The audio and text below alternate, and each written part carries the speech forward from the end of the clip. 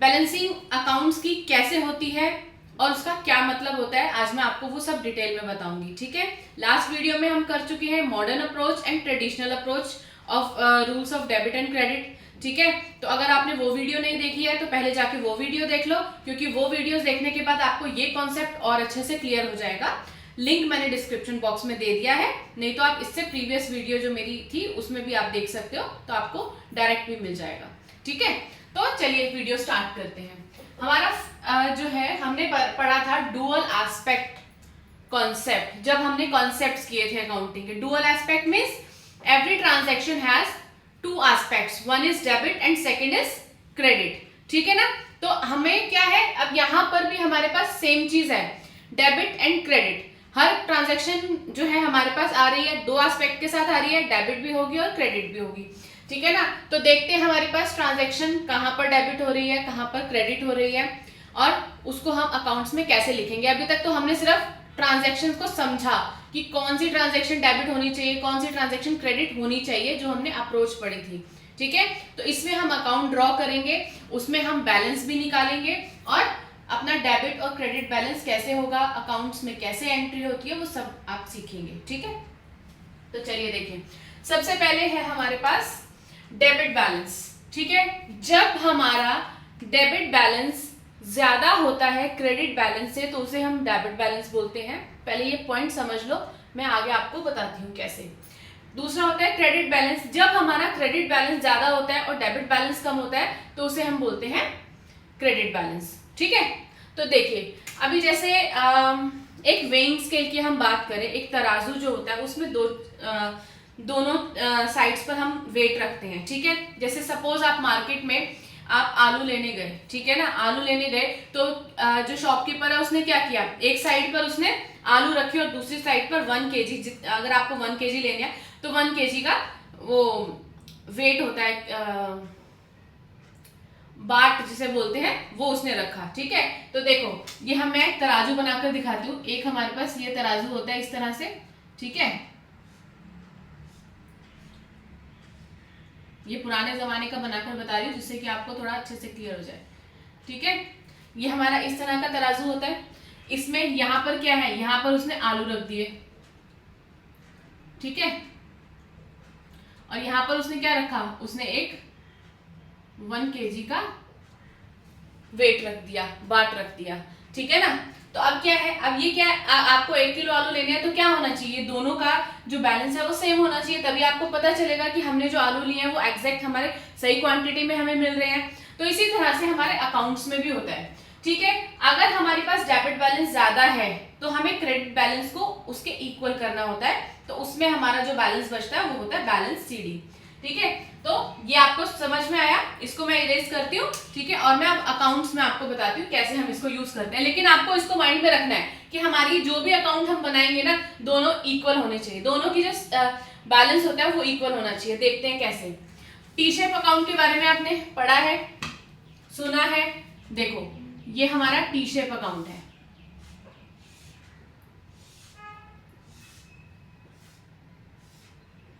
ठीक है, ये हमारा टी शेप अकाउंट हो गया, जिसमें यहां आता है पर्टिकुलर्स, अमाउंट, पर्टिकुलर्स, अमाउंट। ठीक है, यहां पर हम बना लेते हैं कैश अकाउंट। ठीक है, कैश अकाउंट की ट्रांजैक्शंस कैसे होंगी वो मैं आपको बताती हूँ। अब हमें पता है कि हमारा जो कैश अकाउंट है वो कौन सा अकाउंट होता है, वो किस हेड के अंडर आता है, वो आता है हमारा, बताओ कौन से हेड के अंदर आता है, वो आता है हमारा असेट्स में। ठीक है, cash is the part of assets. तो अब इसके अंदर हमारा जो, हमें पता है हमने जो रूल किया था, अकॉर्डिंग टू द रूल, जब भी कोई एसेट हमारे पास इंक्रीज होती है तो हम उसको डेबिट करते हैं, जब भी कोई एसेट हमारे पास डिक्रीज होती है उसको हम क्रेडिट करते हैं। ठीक है, तो देखो हमारे पास यहाँ पर कैश आया, किसी भी रीजन से हमारे पास 10,000 रुपीज कैश आ गया, हम लिख लेते हैं टू रमेश। ठीक है, रमेश ने हमें पैसे देने थे और रमेश ने हमें 10,000 रुपीज दे दिए। फिर उसके बाद एक और पर्सन है, शाम से हमारे पास कैश आ गया। ठीक है, 15,000 रुपीज हमें शाम ने दे दिए। अब उसके बाद हमने कोई सेल्स की, उस सेल्स के बदले हमारे पास कैश आ गया, तो यहाँ पर लिख देंगे टू सेल्स। ठीक है, इस ट्रांजैक्शन का मतलब ये है यहाँ पर करने का, ये साइड हमारी डेबिट साइड होती है और ये साइड हमारी क्रेडिट साइड होती है। ठीक है ना, तो यानी कि जब भी हमारे पास कोई चीज इंक्रीज हो रही है असेट्स में, असेट साइड पर कोई भी चीज इंक्रीज होगी तो हमारा अकाउंट हमेशा डेबिट होगा, और अगर असेट्स में कोई भी चीज डिक्रीज होगी तो अकाउंट क्रेडिट होगा। ठीक है, अब ये देखो, ये हमारा कैश इतना बढ़ गया। अब हमने क्या किया, हमने कुछ एक्सपेंसेस कर दिए, हमने 5000 रुपीज की स्टेशनरी परचेज कर ली। अब परचेज कर लिया हमने, तो हमारे पास क्या हुआ, जब हमने परचेज किया तो हमारे पास से कैश गया ना, तो हम यहां पर एंट्री कर देते हैं बाय स्टेशनरी। ठीक है, हमने 5000 रुपीज की स्टेशनरी परचेज कर ली। ये थोड़ी सी, ये एग्जांपल के लिए मैंने आपको 2-3 ट्रांजैक्शंस बताई हैं, बहुत सारी ट्रांजैक्शंस हो सकती हैं कैश अकाउंट में। ठीक है, अब हम क्या करते हैं, यहां पर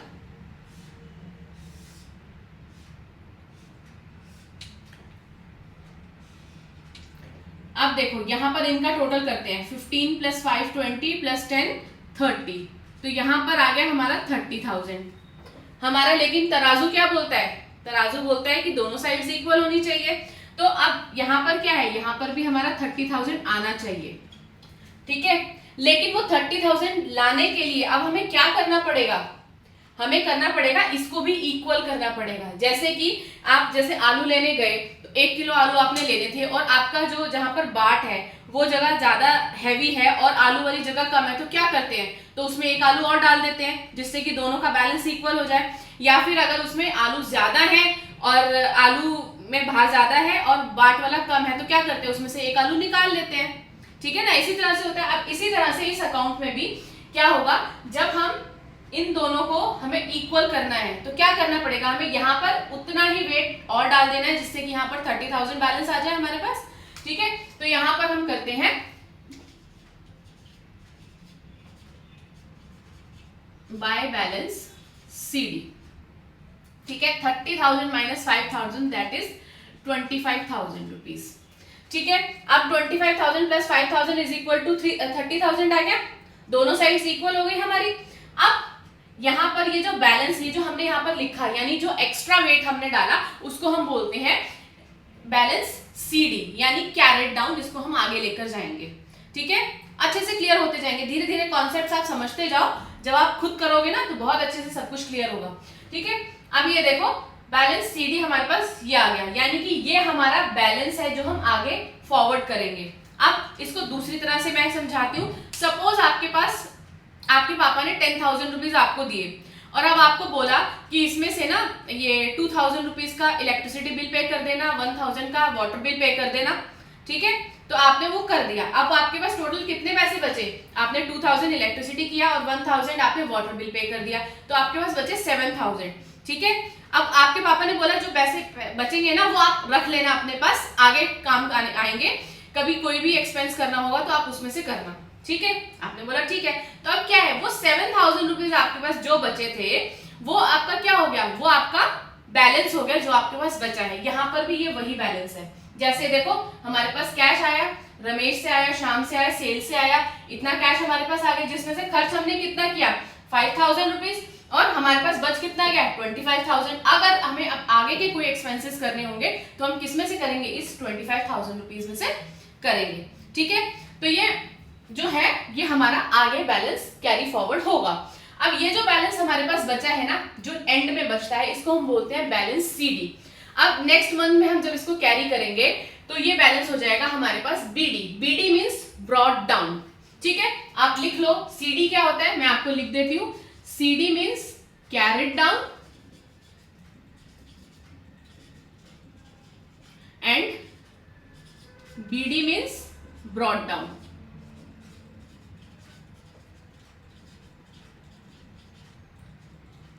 ठीक है, अब ये एक मंथ की स्टेटमेंट हो गई सपोज, तो हमें नेक्स्ट मंथ में बनानी है, तो नेक्स्ट मंथ की स्टेटमेंट हम कैसे बनाएंगे, नेक्स्ट मंथ में हम क्या करेंगे, अब इसी के नीचे मैं आपको बनाकर दिखा देती हूँ। ठीक है, ये देखो इसी के आगे मैं कंटिन्यू कर देती हूँ। नेक्स्ट मंथ में अब ये जो बैलेंस है ना हमारे पास, ये हो जाएगा हमारा बैलेंस BD, यानी कि ये बैलेंस जो है हमने यहां से ब्रॉट किया। कैरिड डाउन मतलब नीचे जा रहा है, ब्रॉट डाउन मतलब यहां से आया, ठीक है। तो अब 25,000 है, अब इसमें से सपोज हमने कोई भी और एक्सपेंसेस कर दिए, सपोज नेक्स्ट मंथ हमने 2,000 रुपीज के और एक्सपेंस कर दिए थे, ठीक है। हमने क्या किया, पेपर्स परचेज कर लिए कोई, ठीक है, पेपर्स 2,000 रुपीज के हमने परचेज कर लिए, ठीक है। अब उसके बाद हमारे पास एक सेल और हमने करी, हमारे पास और अमाउंट आ गया, तो हमने सेल्स करी, तो यहाँ पर 2 सेल्स करके 5,000 रुपीज और आ गए हमारे पास, ठीक है। अब हमें सेम करना है नेक्स्ट मंथ में भी, हमें इनको इक्वल करना है, ठीक है। तो ये देखो 25 + 5 ये हमारा कितना हो गया, 30,000 रुपीज हो गया। ऐसा जरूरी नहीं है कि ये 5,000 लिया है, हमेशा ये बैलेंस 30,000 है, ऐसा नहीं है। मैं आपको, चलो यहाँ पर हम 6,000 ले लेते हैं, ठीक है। 6,000 की सेल करी, तो अब यहाँ पर कितना हो गया, यहाँ पर 31,000 हो गया, ठीक है। अब यहाँ पर 31,000 है, तो हमें यहाँ पर क्या करना है, यहाँ पर भी हमें 31,000 रुपीज बैलेंस लेकर आना है। तो हमें क्या करना है, तराजू को इक्वल करना है, यानी अकाउंट को इक्वल करना है। तो हम क्या करेंगे, 31,000 माइनस 2,000 बाय बैलेंस CD कितना हो जाएगा हमारा, कितना होगा, 29,000 रुपीज, ठीक है। ये हो गया हमारा। अब ये क्या है, बैलेंस कैरिड डाउन है। अब नेक्स्ट मंथ का बनाएंगे तो ये बैलेंस हमारा आगे कैरिड होगा, ठीक है ना। तो इसी तरह से हमने अकाउंट्स की बैलेंसिंग करनी होती है। अब इसके अंदर देखो, ये जो मैंने आपको बताया, जो बैलेंस आ रहा है, ये जो क्रेडिट साइड पर बैलेंस आ रहा है, ठीक है, यानी डेबिट साइड हमारी ज्यादा है और क्रेडिट साइड कम है, ठीक है। तो ये जो बैलेंस होगा ना, इसको हम बोलेंगे डेबिट बैलेंस, ठीक है। क्लियर माय पॉइंट, यानी कि हमारे पास जब भी डेबिट साइड पर ज्यादा ट्रांजैक्शन है, क्रेडिट साइड पर कम ट्रांजैक्शन है, हमारे पास बैलेंस जो बच रहा है वो क्रेडिट साइड पे बच रहा है, तो ये होता है हमारा डेबिट बैलेंस। देखो ये फॉर्मूला आपको याद रखना है, when debit balance is greater than credit balance, तो हमारा जो बैलेंस होता है उसको हम क्या बोलते हैं, डेबिट बैलेंस बोलते हैं, ठीक है। जब डेबिट साइड हमारी क्रेडिट साइड से ज्यादा होगी तो हम उसे बोलेंगे डेबिट बैलेंस, ठीक है। अब इसी तरह से मैं एक और अकाउंट बनाकर आपको बताती हूँ जो कि क्रेडिट साइड को रिफ्लेक्ट करेगा, ठीक है। तो चलिए, हमने ये अकाउंट ड्रॉ कर लिया है, ठीक है। अब मैं आपको बताती हूँ कि क्रेडिट बैलेंस किस तरह से आता है। सेम हमारा अकाउंट वैसे ही होगा, सेम ट्रांजैक्शंस होंगी। अब इसके अंदर हम बना लेते हैं क्रेडिटर्स अकाउंट, ठीक है, क्रेडिटर्स अकाउंट हम बना रहे हैं। अब इसके अंदर हमारा सेम है, पर्टिकुलर्स अमाउंट, पर्टिकुलर्स अमाउंट, ठीक है। ये हमारी डेबिट साइड होगी, ये हमारी क्रेडिट साइड होगी। हमेशा हर अकाउंट में लेफ्ट साइड हमारी जो होगी वो डेबिट साइड होगी और राइट साइड जो होगी वो हमारी क्रेडिट साइड होगी, ठीक है। तो अब ये हो गया हमारा अकाउंट। अब इसके अंदर हमने क्रेडिटर, हमने जो रूल पढ़ा था, जब भी हमारे क्रेडिटर्स यानी जब हमारी लायबिलिटी साइड इंक्रीज होती है तो हम ट्रांजैक्शन कहाँ जाती है, हमारी क्रेडिट साइड में जाती है हमारी, ठीक है ना। तो अब यहाँ पर हमारे पास जैसे सपोज क्रेडिटर्स कोई हम ले लेते हैं यहाँ पर बाय रमेश। रमेश हमारा क्रेडिटर था, ठीक है, हमने उससे 10,000 रुपीज लिए हैं। जब भी हमारी लायबिलिटीज बढ़ती है तो ट्रांजैक्शन हमेशा क्रेडिट होती है, ठीक है।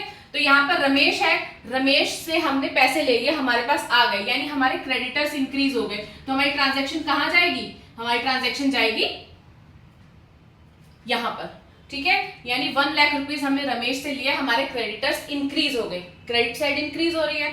अब उसके बाद हमें क्या है, हमने क्या किया, बैंक से और लोन ले लिया, बाय लोन फ्रॉम बैंक, ठीक है, हमने बैंक से लोन ले लिया। अब हमारा 5 लाख रुपीज का लोन भी हो गया, ठीक है, 5 लाख रुपीज का लोन हो गया। तो हमारा क्या है, हमारी क्रेडिट साइड बढ़ गई, ठीक है ना, क्योंकि हमारी जब भी कोई लायबिलिटी इंक्रीज होती है तो हमारी क्रेडिट साइड पर एंट्री जाती है।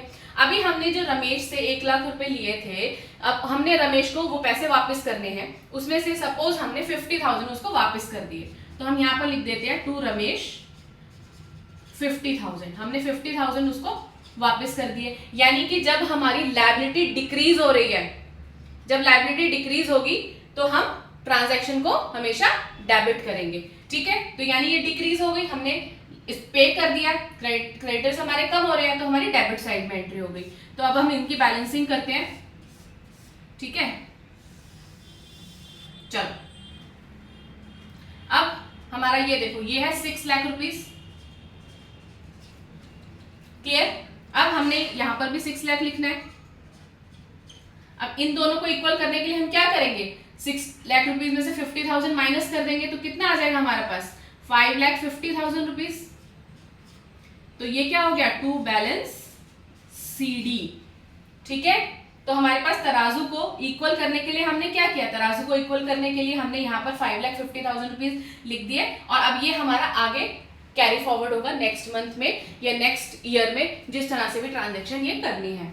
ठीक है, तो अभी ये जो बैलेंस आया हमारे पास, ये जो बैलेंस है इसको हम बोलेंगे क्रेडिट बैलेंस। क्यों? क्योंकि क्रेडिट साइड हमारी ज्यादा है। जब हमारी क्रेडिट साइड ज्यादा होती है तो और डेबिट साइड कम होती है तो हमारे पास ये जो बैलेंस आता है ये कौन सा बैलेंस होता है, क्रेडिट बैलेंस होता है।